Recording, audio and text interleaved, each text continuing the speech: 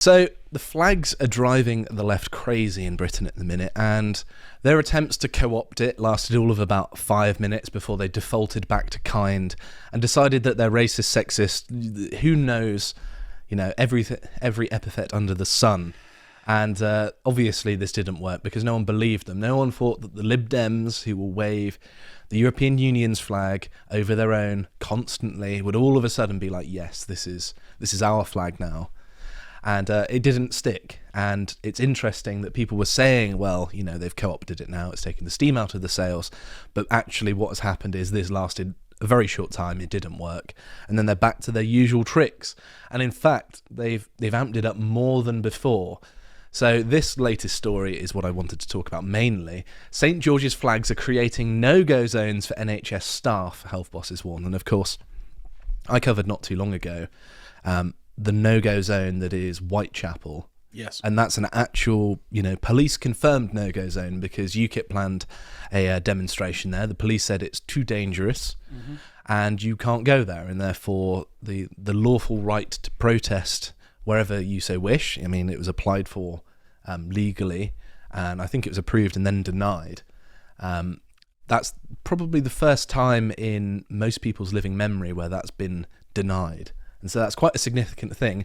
And now it's being turned around to say that the St George's flag is creating a no-go zone for NHS staff because... Well, the subheading of this article is a trust leader hails the bravery of black and Asian healthcare workers. They didn't capitalise black. That's a mark against you there, Sky. Asian, yes. Was capitalised. Those healthcare workers for continuing to treat patients in areas designed to exclude them. Almost as if... I do find it very strange that apparently the very presence of the St George's cross generates a magical barrier that actively pains them to go through. Many people from Africa do believe in that sort of thing, right? Sadly, yes. And most of them are working for the NHS. That's true. And I did find it funny. It's like, can we have a moment to pause and applaud the bravery of our black and Asian healthcare workers? For having to be near our national flag. It's like, you came to this country. What did you expect? I mean, it is our national flag. It's not like back home you don't fly your own flags, and many of you are very nationalistic about your own countries. But I'm going to read a little bit from this article because it's a sort of gold mine of sensationalising, really, I think. So it says, the flying of St George's flags across the country are creating no-go zones, basically rehashing the title. Several NHS Trust chief executives, who of course are very much partisan of the left, right, because their entire existence is predicated on, please throw more money our way because that goes directly into our pockets. Therefore, we want the most left-wing people who are going to fund the NHS as much as humanly possible and be less critical of us. I think under the new regime, everybody who ever said something like that must make an oath of loyalty, affirming basic things like actually men can't become women, all people aren't equal, Britain is the homeland of the British, things of that nature that are designed primarily to trigger them and then be held accountable to that oath. I think this kind of imposition on them would be very welcome. Otherwise, just sack them all. Anybody who says something like that. Because, of course, you've got the Hippocratic Oath for the people actually doing the medical work. These chief executives are basically pencil pushers, aren't they? They're not actually doing any healthcare work. Well, usually now the they're not even oath with the new euthanasia laws. That's gone. I know, yeah. Well, that's pretty much gone. So yeah, it's an insane claim to begin with. But please continue. These chief executives and leaders have said staff feel intimidated by the national symbols. Interesting that they use the term national symbol there. Very interesting, because that's sort of revealing your hand a little bit there, isn't it? Including when they make home visits. The findings follow a survey conducted among senior managers, so again, more people that have the same sort of incentives, 45% of whom were extremely concerned about discrimination towards staff. But would they have answered that way beforehand? That's a very open-ended statement. Let's flip this on its head. Imagine how terrified those poor Englishmen are going to be when they've got a home visit coming and then a foreigner walks through their door and they were expecting healthcare. That is true. And we're just past Halloween, but that's a spooky story. And speaking the bare minimum of English, if any English at all. There was this story recently about a guy who basically took his wife's job as a nurse and would sort of do her shifts, and nobody asked him any questions about it. I assume because they were afraid of looking racist. Yes, exactly. And you see the endless qualifications fraud that comes out of places like Nigeria and India and Pakistan, and you kind of go, well, am I getting treatment here?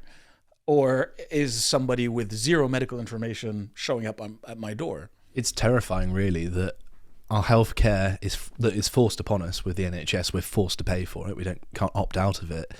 Is then administered by people whose competence you can't really truly assess until you're already in an unfortunate situation, as well as which it's assessed very uncritically. Yes. We should look at these things as, can you trust these qualifications?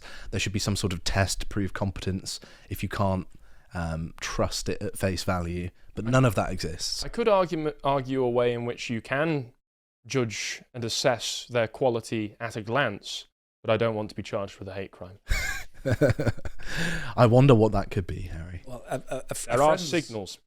A friend's child went to the NHS and they had to try, I think, 11 times before they could do draw a bit of blood.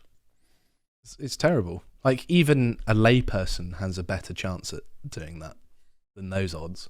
It's ridiculous. But it carries on to say, a trust leader said anonymously that there were safety issues around how they work in community, and nurses regularly visit patients in their homes. He said, you're going in on your own, you're locking the door behind you. I've been in homes with people who have been convicted of sex offences, and we go in and provide care to them, which, are you just scrolling down? On here. Okay. So that's not really relevant to the flag issue, unless, of course, the implication is that only sex offenders are flying the St. George's flag. But I suppose it's just demonstrating that they're going into an environment that could be uncomfortable. Well, they're trying to draw an equivalence here. They're saying that if you are a patriotic Englishman who has a flag up near your home, we view you as being as dangerous, as potential of a risk as a sex offender. Which is incredibly insulting. It's not just insulting, it's hysterical. And it's actively hostile. Yeah, it's a flag of our country. This is the kind of behaviour that a lot of people across the world display, which is a lack of objective feeling, where they will just see the signifiers of the out group, in this case that being our flag, and respond in the most neurotic, hysterical, shrieking manner possible. And that's what we're getting here. And they do it so that they can try and get Gibbs off of us. It's very true. It is all about resource extraction. There's much research out there, psychological research, that suggests that people signal basically this virtuous victimhood to elicit non-reciprocal resource transfer. People understand that the more you scream that you're a victim but you've done nothing to deserve it, the more people give you stuff. And only in some societies. That's in true. other societies, if they see you as a victim, then they sort of double down. And you saw that with the incidents with girls who were asking for help, and then, oh, you've been raped, let's do it again. So only in certain societies, it only works one way, and it's designed to only work one way because of the way the Christian culture works. So it is very much across the sort of Christian Western world, isn't it? So it carries on to say, we saw during that time when the flags went up, our staff, who are a large minority of Black and Asian staff, feeling deliberately intimidated. Well, that's just their feelings. It doesn't make it real, does it? It felt like flags were up, creating no-go zones. That's what it felt like to them. You add on top of that the real autonomous working, the real bravery of working in people's homes with an environment where it feels like it's an area that's designed to exclude them. Do you know what feels like an area that's designed to exclude me? Minority areas. How about that? How about London? I don't really feel like I belong there. How about parts of, Bradford or Birmingham, places that should be white majority, but they're not anymore. They don't belong necessarily, at least in practice, to the white British anymore. I challenge them to do the same for Palestinian flags. But nobody ever asks white people if they feel intimidated by Palestinian flags. Also, I sense a bit of a threat. I do sense a little bit of a threat in this, which is that the statement is, you displaying your national pride is creating a hostile work environment for our staff, implying that if you continue to do such a thing, they're just not going to send staff to you anymore. So yeah, if you have a St. George's flag up in your area, the eventual conclusion will be that the NHS isn't going to send healthcare to you, which is wild. And what I did find very interesting is that lots of the media pretty much reported on this in a near identical way. This was pointed out by this person here in response to myself. And it was a very interesting observation that I wasn't able to pick up, that they all used the no-go zone thing. They all talk about St. George's flag specifically, and it all just seems to come from a common point of origin, doesn't it? It's interesting. They all basically report it all in the same way, isn't it? Sort of suggests something is going on. And it's co-opting the language that we've been using about ethnic enclaves for a long time. It is, and I think that there's some very deliberate things going on. There are people who understand the situation that seem to be writing the template for these articles. It could just be that Reuters has written an article that I wasn't able to find that was the original source, because sometimes that is the source of how they all have the same thing, but not always. Like when the Southport riots were going on. That's the example I was going to use, yeah. That's had the fingerprints of an Intel op, about as obviously as in living memory. And not to sound too conspiratorial, but it's weird when everything has the same exact framing, language, and although they've got different pictures, it's basically saying the same thing. That's weird to me. Is it a Raikou op or Riku or however you pronounce it? Probably. I don't know. It's you could sort of see the subtle difference. The Daily Mail and the Telegraph say that it's a claim, whereas the others, the Independent, the Guardian, and Sky News say that it's a fact, essentially. So up there, it's they warn, and then in the Telegraph and the Daily Mail, it's a claim. So it sort of leaves it open to questioning, at least, because it is a stupid claim. Of course, yeah. And it is a very unequal and one-sided claim. Again, they would never do that about the Palestinian flags. They would never do that about an area where you see hundreds of women in burqas in the streets, but they would do it when it comes to the English flags. 100%. So this sort of narrative is carried on, talking about making people uneasy. Here's a Labour MP who definitely doesn't have a personal incentive. Jeevan Sandher, I think, I don't know. Might as well be called John Smith. Yeah. And I'm not going to play this because it's a long video, but he's saying, okay, I understand people are patriotic, but it's making people uncomfortable, which is weird. And then there's just this. People feel unwelcome over England flag flying. And then there's this guy looking very stern, saying that he took down flags raised in his neighbourhood after local residents said they made them feel unwelcome. I wonder why that is. If only there was something about him that made it feel unwelcoming. It's almost like you recognise that you don't really belong here, you're not part of the country, and it's something against you. Is this supposed to make me feel bad for this guy? No, I don't feel bad. It makes me hate him. Is this supposed to be just reinforcing to me that I live in an occupied country? Yes, it goes too. The arrogance of it is really breathtaking. The arrogance of it, the entitlement of it is quite breathtaking. I mean, here's how I think about it. Being a Middle Easterner and thinking of someone from the Middle East, these guys could just as easily be working in Dubai. In Dubai, all of the Indians, all of the Pakistanis, they stopped issuing visas to Pakistanis, but anyway, are made to put up the UAE flag on their national day, and they deck their buses and they deck pretty much everything that they have with the UAE flag. And the Emiratis are actually maybe 10% of the total population of the country.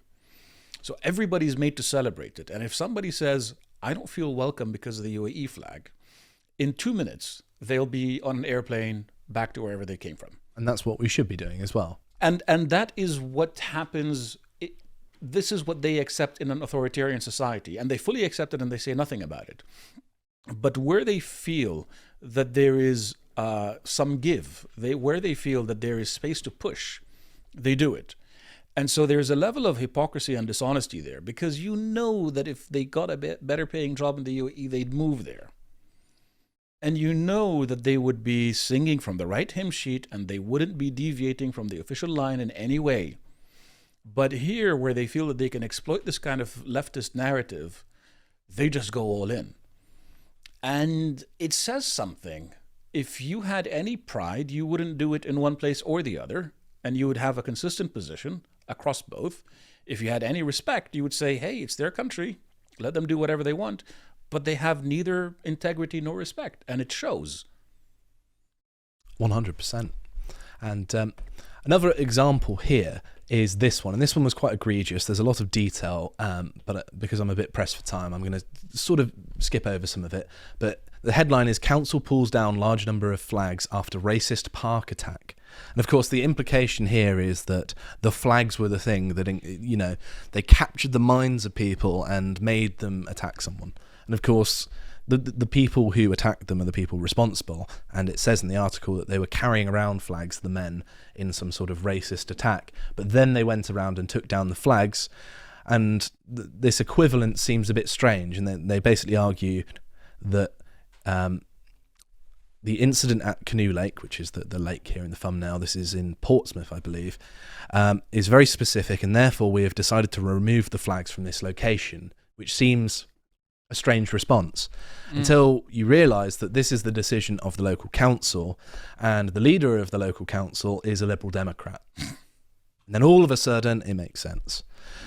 And then there are other ones as well. But you showed me a picture at the beginning of this segment of the Lib Dem Twitter account celebrating the flag, saying that the flags were basically a sign of multiculturalism. It was almost like it was a cynical PR move that didn't work, and they've got defaulted back to their usual rhetoric because they realised it didn't work. Because politicians lie.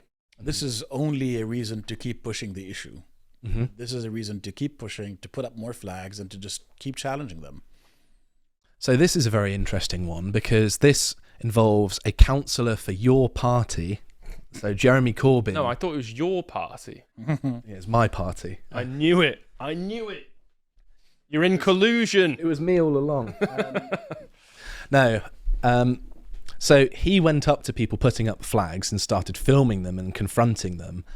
And he even admits, listen, I got a little bit angry, but they got angry in return. And then he acted as if like, oh, these people were awful. They were intimidating me. They were aggressive. They're not even from round here. They had Liverpool accents, but they weren't from this specific local area. I'm willing to bet that that's exactly what happened in the previous incident. That the guy said something and then they said something back. I wouldn't be surprised, yeah. I think that's a lot more plausible than they were walking around with a bunch of flags, saw a random guy and started verbally abusing him. Because it's not in sort of English nature to just randomly start beating someone up for no reason. Tell you what it sounds like. Sounds like, this is MAGA country, son. It's the same energy as that, isn't it? Yeah, Jussie Smollett. Oh, I think you're ripping from his playbook there.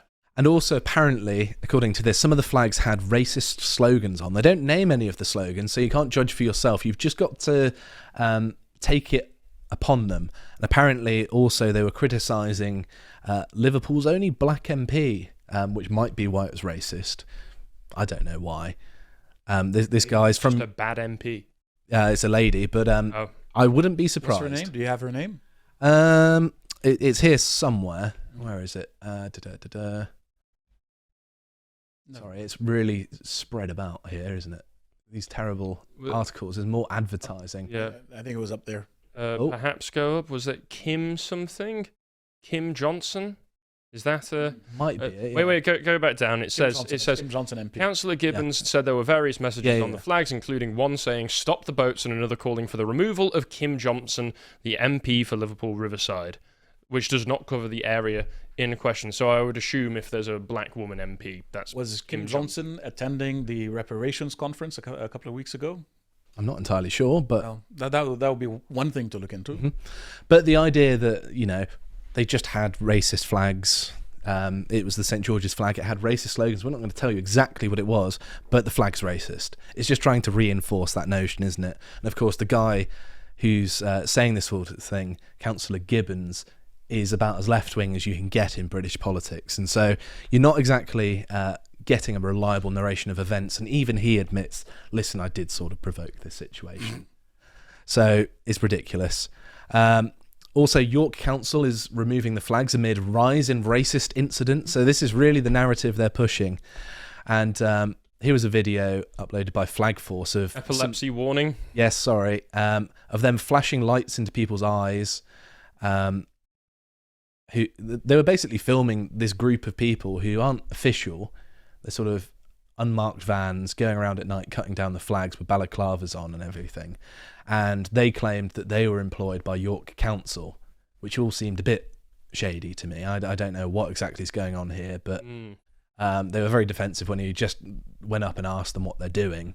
Granted, he was filming them, which does put people's back up against a wall a little bit, but even so, there's no need for this sort of thing, is there? Because in the video, he's just asking them what they're up to, and that it seems a little bit extreme. And there was also, of course, people going around in droves, cutting down the flags. The guy doing the soy faces is mocking them, by the way. Yeah, he does parody. He's a comedian. But yeah, there were just groups of people standing around the flagpoles and clapping, going from flagpost to flagpost, applauding. And that's what they're doing to make them feel better. Behavior. Mm-hmm. Just let me. Russian, I know you're probably in the chat right now.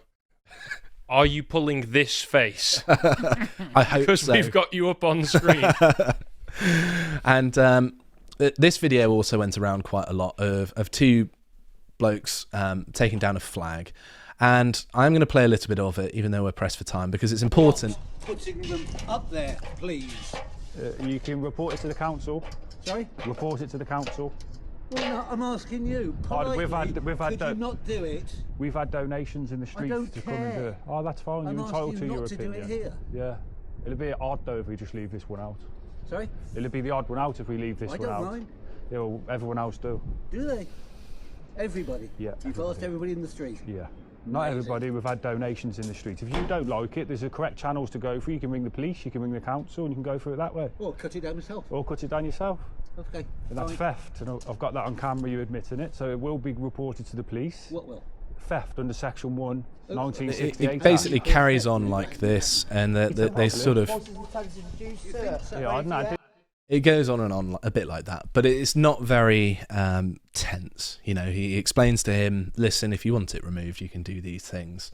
Although, you know, it's a bit of an uncomfortable situation because it is right outside of his house. However, it is a bit weird that he's so angry about it immediately. Yeah, if somebody were putting up a flag outside of my house, I'd be like, oh, cheers, mate. Mm-hmm. Thanks, saves me the effort. That's true, and it might just be the boomer thing. I was thinking about this as like another explanation. It might be that he's got nothing against the flag, but because he hasn't been the person to put it up, he takes exception to it. This is sort of a very boomer English mindset where if he hasn't done it, it annoys him. I've encountered a lot of people of his sort of age that are a little bit like that. So, you know, But I didn't see the intimidation part. No, they weren't really intimidating. Why is this being reported as intimidation then? Mm-hmm. Well, because the account reporting it has socialist in the bio. Ah, retard. Yes. Okay. So this has been jumped on as like, isn't this awful? But it could have been a lot worse actually. And although it's not the most pretty thing in the world, they did explain to him, this is how you do it. They didn't swear, they didn't shout, they still remained calm.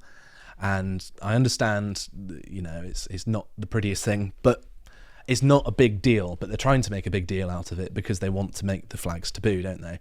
Here's another one here. Imagine posting this and thinking you're anything but a gang of bullies. Gary Neville was spot on, hateful individuals. But they weren't hateful, actually. He was a little bit apologetic at times, even though he was very angry in return. Oh, they all got the memo, did they? Mm-hmm.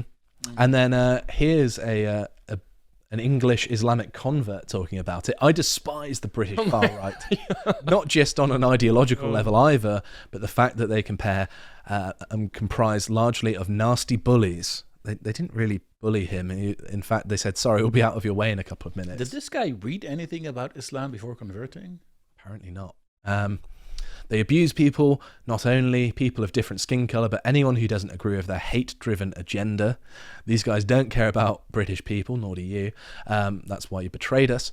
They are just vile thugs and anarchists who want to burn down society and rule over its ashes. I think that's not true, obviously. This guy's got an agenda. He works for 5 pillars, I think. Yeah. So he's a scumbag, basically. Yes. Five pillars is about as subversive as it gets. And then there was this video being shared. I think this account might actually be a troll account, either that or they're crazy. But I think they're actually maybe even a satire account, as it's got an AI profile picture and they post the most deranged things. But it's just lots of people protesting outside of a migrant hotel. And a sort of warning, it has a woman crying, which can be annoying. I'm going to mute that. If only you could do that in real life. So they're trying to claim that the flags... Whoops. No, I do actually have sympathy, obviously. Not for this person, though, because it's absurd. It's an absurd reaction to just start bursting out into tears. Maybe because either, one, this is a video created and it's fake to drum up sympathy. Who knows if the audio is actually genuine. 2, maybe in their home country, when people are angry about people invading their country, they burst into the hotel and do harm to them.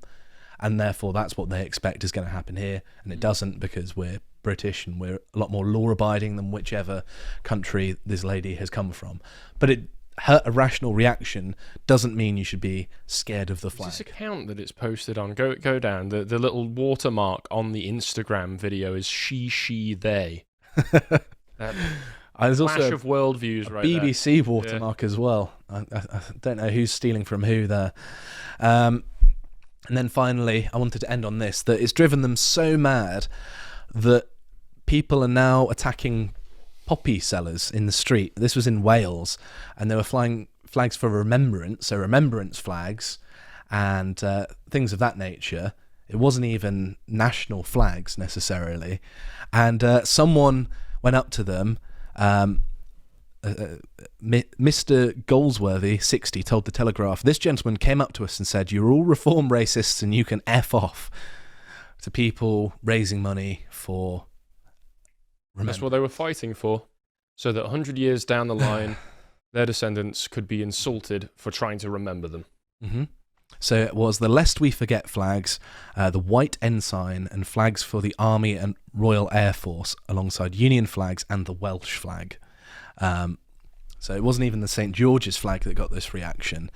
And yes, obviously, they have doubled back down on their usual ideological direction, I suppose. And it is driving them mad. Obviously, this wasn't happening before, where they're attacking people selling poppies. It's got to be playing havoc with their psyche, because they perceive it as parts of the country being claimed. And although there's an element of it, it doesn't mean you can't go there. And it's the same as when they said to us, oh, having lots of immigrants in an area doesn't make it a no-go zone. Well, if it works that way, then it works that way for us as well. But it is absurd, and I think that the more they react like this, the more it exposes the absurdity of their beliefs. If you would like to watch the full uncut version that is also uncensored, head on over to lotuseaters.com to find out more.